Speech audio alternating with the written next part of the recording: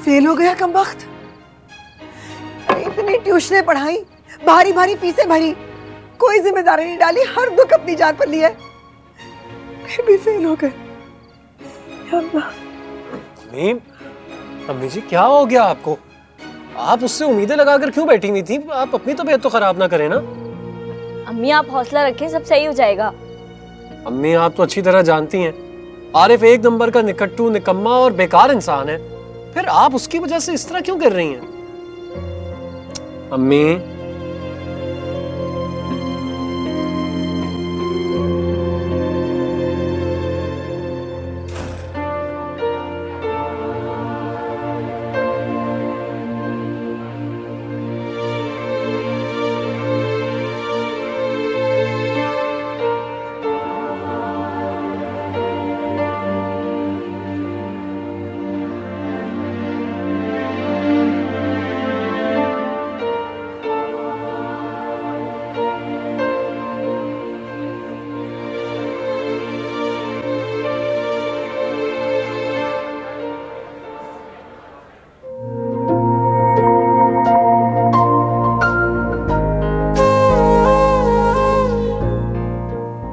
मेरे पास तो आपको देने के लिए कुछ भी नहीं है।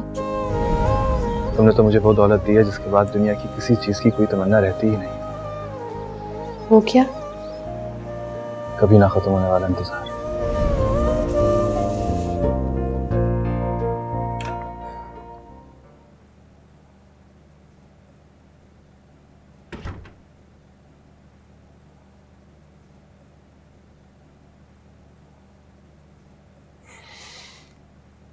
क्या बात है, आप परेशान लग रहे हैं। घर के उलझनों की वजह से परेशान हूं।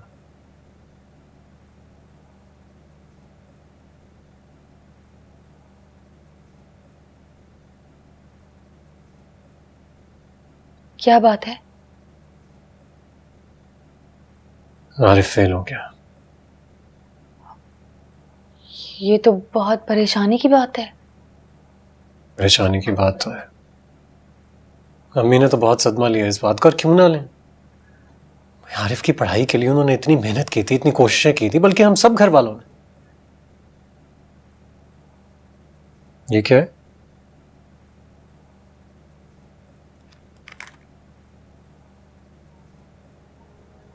इतनी महंगी घड़ी? जी लगती तो है। लगती क्या है, बहुत कीमती घड़ी है ये। तुम जानती हो जिस ब्रांड की घड़ी है ये दुनिया का नंबर 1 ब्रांड है, और इसके डायल पर डायमंड्स लगे हुए हैं। इल्मा, किसने दी है ये? रामेश हसन ने। रामेश हसन कौन है? आप मिले तो थे उनसे जब बाबा को हॉस्पिटल देखने गए थे। अच्छा, वो रामेश हसन थे? तो वो तुम्हारे क्या लगते हैं? वो बाबा की कंपनी के ओनर के बेटे और बाबा के भतीजे। इल्मा, तुमने ये बात पहले क्यों नहीं बताई मुझे? बताती तो आप क्या करते? अरे उनसे अच्छे से मिलता मैं। तो आप मिले तो थे। अरे भाई, बहुत अच्छे तरीके से मिलता ना। ऐसे लोग बहुत काम के होते हैं, उनसे बहुत बना कर रखनी पड़ती है। उनके साथ तो बहुत आजिज़ी और इनकिसारी के साथ बात की जाती है। मुझे इतना अफसोस हो रहा है, मैं उनके साथ बहुत ही सरसरी तरीके से मिला। कोई बात नहीं, फिर मिल लीजिएगा। हाँ भाई, मिलूंगा।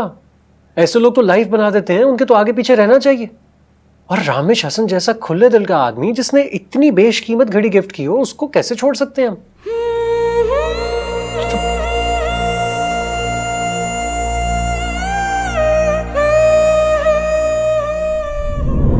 तुम्हारे पापा के बगैर जिंदगी का तस्वुर नहीं है, मैं नहीं जी सकती उनके बगैर। ऐसी बातें क्यों कर रही हैं आप? डॉक्टर्स इनको ट्रैंक्विलाइजर्स दिए हैं, जब उठेंगे तो बिल्कुल फ्रेश होंगे। आप बिल्कुल फिक्र नहीं करें, मैं यहाँ हूँ, आप घर जाएं। मॉम, मैं कह रहा हूँ ना मैम, आप जाइए।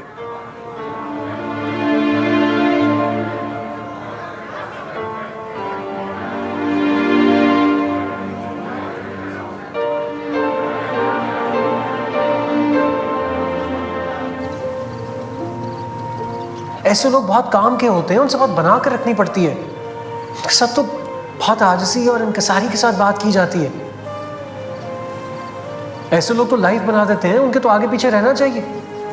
और रामेश हसन जैसा खुले दिल का आदमी जिसने इतनी बेशकीमत घड़ी गिफ्ट की हो, उसको कैसे छोड़ सकते हैं हम?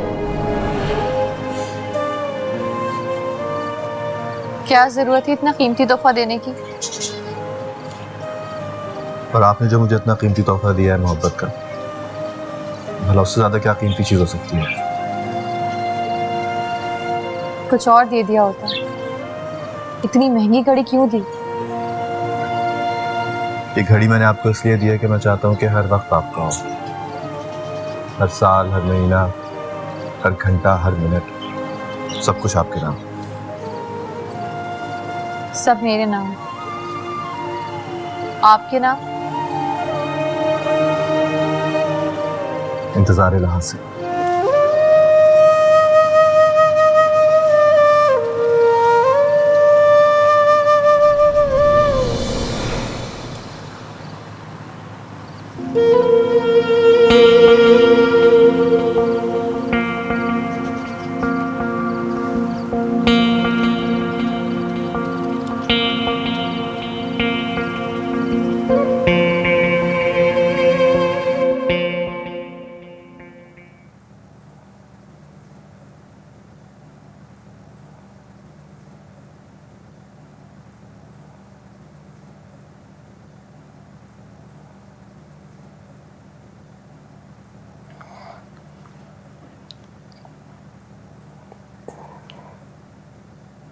रामेश, बाबा, कैसी तबीयत है आपकी? मुझे माफ कर दो बेटा। कैसी बातें कर रहे हैं आप? बहुत शिकवे, बहुत गिले होंगे अपने बाप से तुम्हें। मुझे आपसे कोई शिकवा, कोई शिकायत नहीं है। आप प्लीज अपने दिल और दिमाग पे कोई बोझ न डालें। एक बात याद रखना बेटा, माँ बाप औलाद की बेहतरी चाहते हैं, चाहे औलाद को माँ बाप की मोहब्बत पर कितना ही शक क्यों ना हो। बाबा क्यों शर्मिंदा कर रहे हैं आप? शर्मिंदा तो हम हो चुके बेटा। माँ बाप की मोहब्बत अगर औलाद की नजर में सवाल या निशान बन जाए तो माँ बाप शर्मिंदा हो ही जाते हैं। बाबा, मुझे आपसे कोई शिकायत, कोई शिकवा नहीं है। मैं भला आपके मामा की मोहब्बत पे कैसे शक कर सकता हूँ? तो फिर क्यों छोड़ के जा रहे हो हमें? ठीक है बाबा, मैं आपको छोड़ के कहीं नहीं जाऊंगा।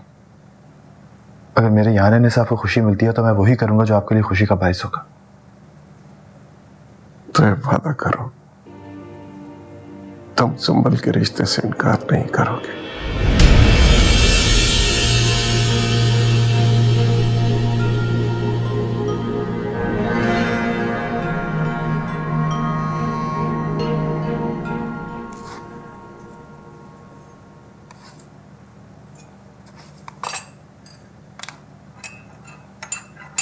इल्मा,